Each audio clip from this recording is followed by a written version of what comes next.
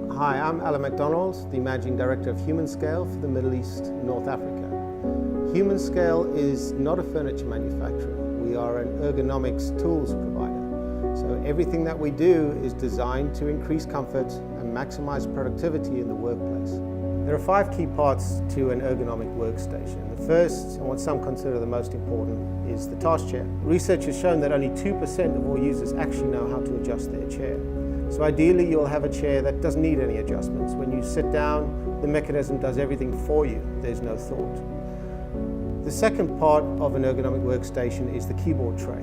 Ideally, your hands will be rested on the arm pads at a 90-degree angle, and your arms will be straight out in front of you, your hands actually at a negative angle, and a keyboard tray that's slid towards you so that you're working in almost a working recline. Because the closer you can get to lying down flat on your back with your head slightly elevated is actually the best position for you. Your screen should be on a monitor arm, preferably, so that you can move it towards you, keeping the screen slightly below eye level and somewhere between 500 and 800 millimeters away from you. Most lighting that's designed for offices nowadays is way too bright.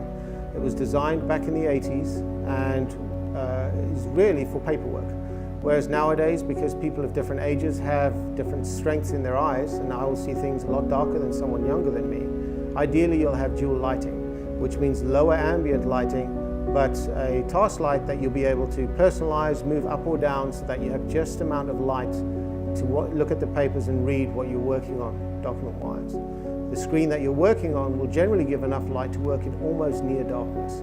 You can actually save between 30 to 40% of energy just by reducing your ambient light and using a task light. And the fifth part is the work surface itself. Ideally, users will work in a sit-to-stand position, which means 15 minutes of every hour you'll be standing up. The goal is to almost unkink the hose pipe. Your blood flow will start, you'll release the pressure on your spine. It's the kind of thing you do after lunch when you've hit a wall and you start to get a little bit of fatigue.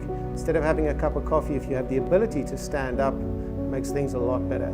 It's also quite handy as a collaborative tool, since we know that most collaboration actually happens at the desk because of the screen in front of you, which is the reason why pedestals have cushions on them. Imagine if you could call a colleague over, stand up, move your screen forward on its monitor arm, and have a meeting right there. That's the ultimate in productivity.